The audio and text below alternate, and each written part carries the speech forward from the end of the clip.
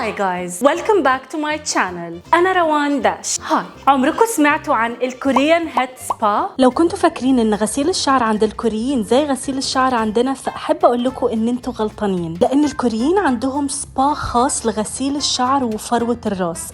زي ما سمعتوا، سبا خاص. واللي قال إن عمركم ما هتملوا مع الكوريين عنده حق، لأن هي دي الطريقة اللي بيغسلوا لكم بيها شعركم في السبا ده. ولما قررت أروح الكوريان هيد سبا، بصراحة ما كانش بس علشان أنظف فروة راسي. كل الألوان دي والأساليب المبتكرة لغسيل فروة الراس هي سبب كافي يخلي أي حد حرفيا عايز يروح ويجرب التجربة دي بنفسه. ده غير إن فيديوهات الكوريان هيد سبا دي بتطلع لي في كل مكان على التيك توك، فأكيد كان لازم أجرب التجربة بنفسي. وطبعا دورت ولقيت هيد سبا كوري في مدينتي، فطبعا حجزت موعد وهنروح مع بعض ونجربه. ومش بس كده، احنا كمان هنقيمه مع بعض ونعرف لو هو فعلا يستاهل ولا لا. حطوا لايك على الفيديو واشتركوا في قناتي علشان ما يروحش عليكم اي فيديو جديد. ودلوقتي خلونا نروح مع بعض على الكوريان سبا. ليتس جو. الاول خلوني اعرفكم على اجدد منتجات من مجموعه ذا بروفيشنال من بنفيت. وأول منتج اسمه شرينك راب، وده عبارة عن علاج ليلي للمسامات. والمنتج التاني واو بولش، مقشر للمسامات. وهبدأ روتين العناية الليلي لبشرتي بأول منتج الواو بولش، واللي عبارة عن مقشر بيشتغل على تصغير شكل المسامات على البشرة، وكمان بيشتغل على ملمس ونعومة البشرة. وعشان اتأكد اني بنظف بشرتي من الاعماق، هستخدم الديب ريتريت بور كليرينج كلاي ماسك، وهسيبه على بشرتي 30 دقيقة علشان يشيل كل الزيوت الغير مرغوب فيها من بشرتي.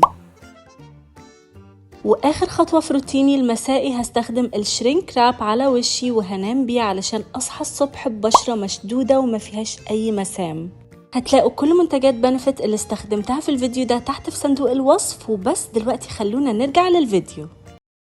أول ما وصلت على الكوريان هيد سبا، استقبلوني في الغرفة اللي تجنن دي، اللي كان كلها ألوان. ودي هتكون غرفة المساج، ودي أدوات الشعر اللي هيستخدموها النهاردة على فروة راسي علشان ينظفوها من الأعماق. واللي ما كنتش أعرفه عن الكوريان هيد سبا إن هو مش بس للشعر والعناية بفروة الراس، هم حرفيا بيهتموا بكل خطوات راحة البال والاسترخاء اللي ممكن تيجي على بالكم. يعني هنا مثلا بتشممني ريحة لافندر، والخطوة الأولى على طول كانت إن هي تعمل لي مساج علشان تفك كل العضلات المشدودة.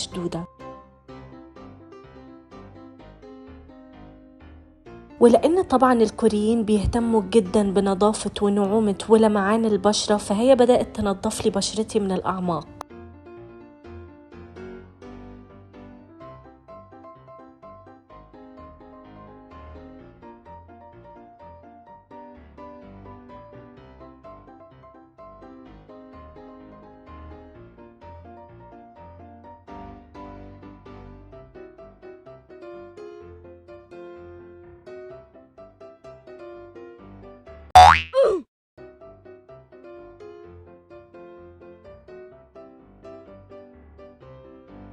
وبعد كده بدأت تعمل لي المساج ده، المفروض ان هو بيقلل اي نوع من انواع الصداع. وبدأت تستخدم لي الأداة دي اللي اسمها جواشا، والمعروفة جدا ان هي بتشد عضلات الوش وبتخلي الخدود مرفوعة وبتخلي البشرة مشدودة وبتلمع.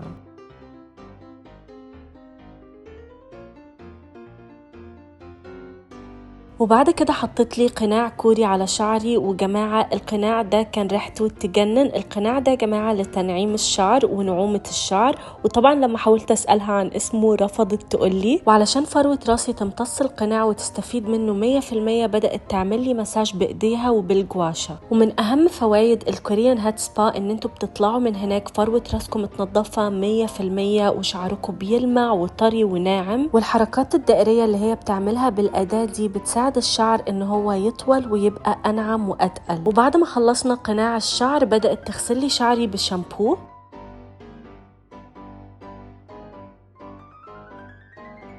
والحاجة المميزة جدا اللي شفتها بس في الكوريان هيد سبا وما شفتهاش حرفيا في ولا سبا تاني في العالم، هي مدى اهتمامهم بمساج فروة الراس بين كل خطوة بالتانية. وده بيدل على ان هم فعلا مهتمين جدا بصحة شعركم.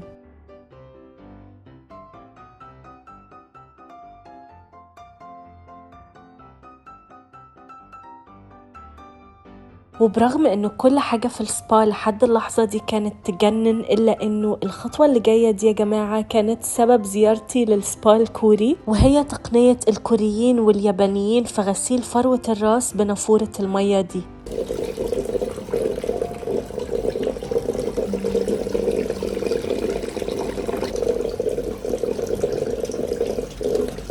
التقنية دي مشهورة جدا جدا عند الكوريين لعلاج فروة الراس وكمان علاج البشرة، وبيستخدموا فيها الزيوت الطبيعية بتاعتهم وكمان المية السخنة مع البخار السخن. حقيقي مش قادرة اشرح لكم قد ايه التجربة دي كانت ممتعة بجد، لازم انتوا اللي تجربوها بنفسكم يا جماعة. المية السخنة مع صوت المية مع البخار بجد كأنكم في حلم.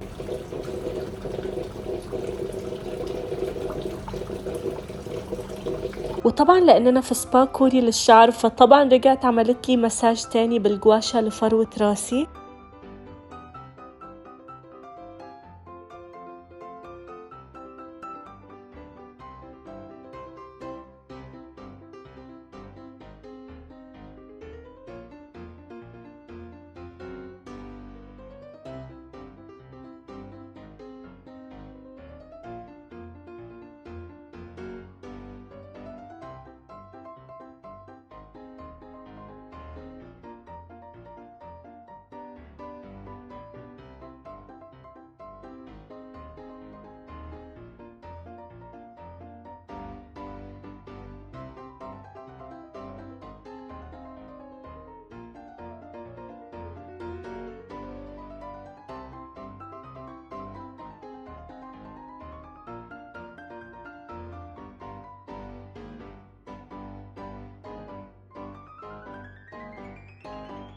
ورجعت تاني حطت لي كريم وزيوت على وشي وبشرتي وبدأت تعمل لي مساج لآخر مرة.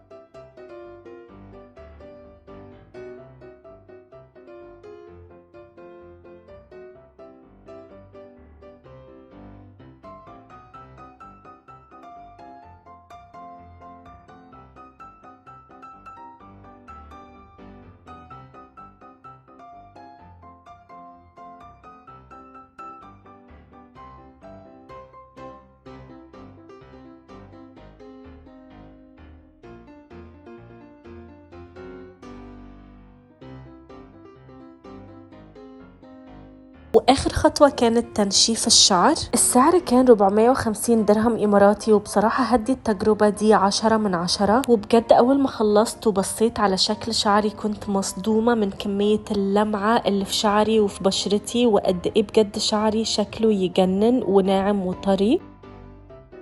أنا حقيقي دلوقتي فهمت سر لمعان شعر الكوريين وبشرتهم قد إيه تجنن، لأنه بيهتموا بيها كل أسبوع وبيستخدموا لها كريمات وبيعملوا مساج للبشرة وللشعر. حرفيا يا جماعة دي كانت من أحلى وأجمل التجارب اللي عشتها وعملتها في حياتي كلها، من ناحية ملمس شعري لريحة شعري للمعان اللي كان في شعري، كل حاجة كانت تجنن. بجد حبيت التجربة دي جدا، وأنصح لأي بنت إن هي تروح وتجربها، لأنه بجد مش هتندموا. اكتبوا لي تحت في الكومنتس لو ممكن انتوا تروحوا وتجربوا كوريان هيد سبا ولا لا. وبكده نكون وصلنا لنهايه الفيديو. حطوا لايك على الفيديو قبل ما تطلعوا، وكمان اشتركوا في قناتي علشان ما يروحش عليكم اي فيديو انا بنزله. واكتبوا لي تحت في الكومنتس كل افكار الفيديوهات اللي حابيني اصورها في المرات الجايه. وبس جايز دلوقتي عايزه اقول ثانك يو سو ماتش فور واتشنج، بحبكم الدنيا كلها، وان شاء الله هشوفكم في كل الفيديوهات الجايه. باي جايز.